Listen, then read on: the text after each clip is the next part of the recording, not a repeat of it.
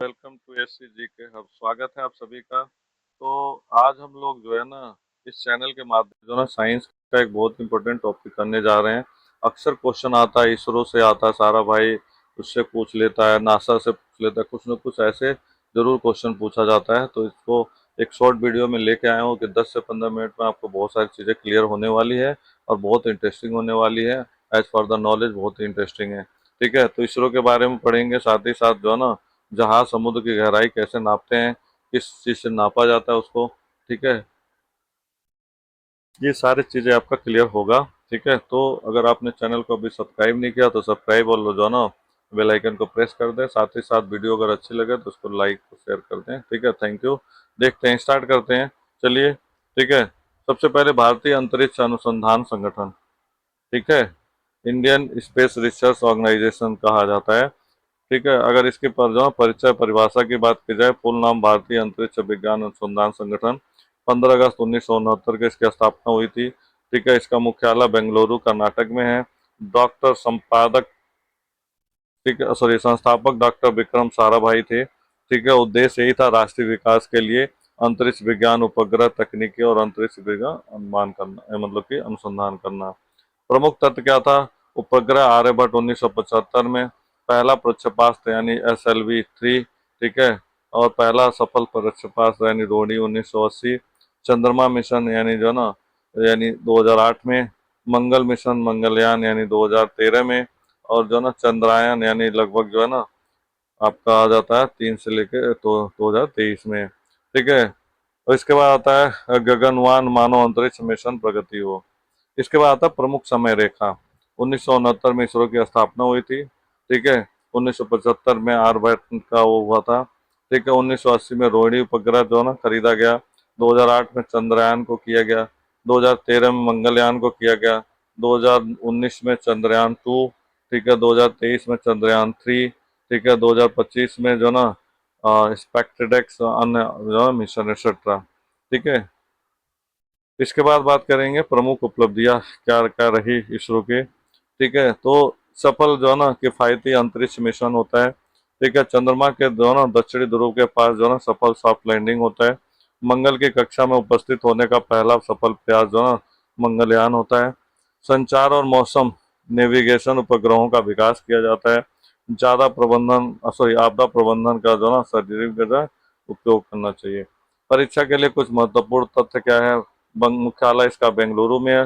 संस्थापक डॉक्टर विक्रम भाई साराभाई थे। ठीक है, पहला उपग्रह इन्होंने आर्यभट्ट भेजा था। ठीक है, पहला सफल प्रक्षेपण किया था रोहिणी का। ठीक है, साथ ही साथ जो ना पहला चंद्र मिशन था चंद्रयान 1। और जो ना पहला मंगल मिशन था मंगलयान। ठीक है, अब इसके बाद करेंगे प्रमुख तथ्य। दुनिया की अग्रणी अंतरिक्ष एजेंसियों में से एक है। ठीक है, किफायती मिशनरी, सॉरी, किफायती जो ना विद्वानों के लिए प्रसिद्ध जो ना है। कई देशों के उपग्रह का सफल जो ना प्रक्षेपण किया गया है। वैज्ञानिक अनुसंधान और जो ना तकनीकी, ठीक है, नवाचार में जो ना महत्वपूर्ण योगदान निभाते हैं। इसके बाद आता है प्रमुख मिशन। ठीक है, क्या क्या जो ना मिशन वो किया गया था, कैसे कैसे। ठीक है, तो चंद्रयान 1 का तो मिशन था। इसी तरह से मंगलयान का था। फिर जो ना चंद्रयान 2 का था। फिर जो ना आदित्य L1 था। ठीक है, और जो ना फिर चंद्रयान 3 जो ना चंद्रयान 3 के नाम से जाना जाता है, राइट। इसके बाद बात करेंगे प्रमुख जो ना प्रक्षेपण यानी प्रक्षेपास्त्र कौन कौन से हमारे पास मिसाइल हथियार है। ठीक है, एक SLV-3 है। ठीक है, एक ASLV जो है एक जो ना PSLV है। और एक तो है GSLV है। और इसको जो है, ठीक है, लास्ट है LM जो ना LYM-3। ठीक है, मुख्य तथ्य क्या है? मौसम का पूर्वानुमान लगाया जा सकता है इन एजेंसियों से। ठीक है, कृषि की सहायता हो सकती है।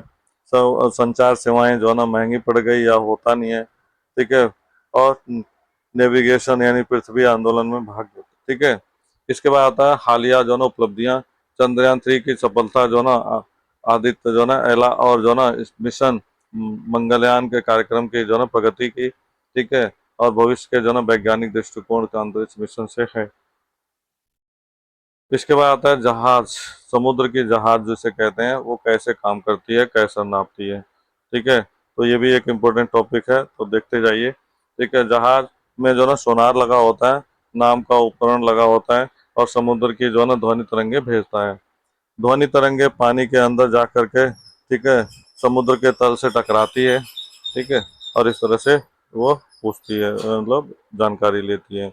इसके बाद बात करेंगे, टकराने के बाद तरंगे जो ना वापस जो ना जहाज के सोनार तक लौट जाती है। ठीक है, सोनार यह पता लगाता है कि तरंगों को आने जाने में कितना समय लगेगा। ठीक है, इसी समय के आधार पर समुद्र की गहराई की जनगणना की जाती है। ठीक है, गहराई का फार्मूला होता है ध्वनि की गति या स्पीड इंटू समय अपन 2 कर देते हैं, इसलिए क्योंकि जो ना तरंगे अपने आप जो ना जाने का जो ना समय लिया जाता है, या लेती रहती है।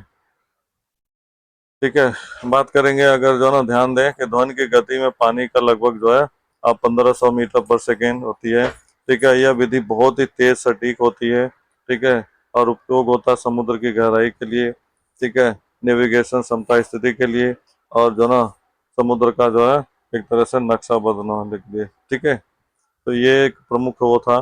ठीक है, जो कि हमारे जो ना इकोनॉमिक्स से रिलेटेड है, इसरो के। लेकिन ये वो है, कई बार क्वेश्चन पूछता है कि कौन सा उसका वो दिया गया है, क्या है, तो सारी चीज़ें आप बता सकते हैं इसको पढ़ने के बाद। ठीक है, आई होप कि अगर आपने पूरा सेशन को वीडियो को देखा होगा तो समझ आ गया होगा। नहीं समझ आया तो इसको एक बार और नोट डाउन कर लें, मेन मेन चीज़ें, और क्लियर कर लें। ठीक है, वीडियो के अंत तक देखने के लिए थैंक यू सो मच, और ज़्यादा से ज़्यादा लोगों में वीडियो को लाइक और शेयर जरूर कर दें। Thank you so much. Have a nice day. जय हिंद, जय भारत।